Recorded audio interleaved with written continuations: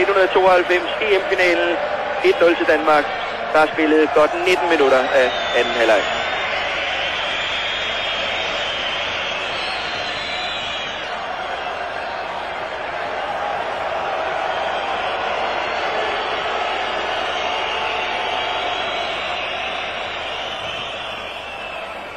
Og Klinsmann ind igen her.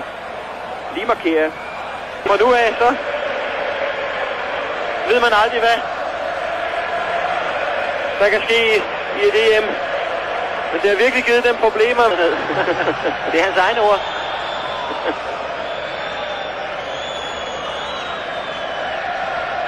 Der kan han heller ikke mærke om sig. Og den er hjemme, Flemming. Jeg tror det. Det kan ikke klippe nu. Er du pessimist? Jamen, jeg er ved at gøre noget inde i bukserne i øjeblikket.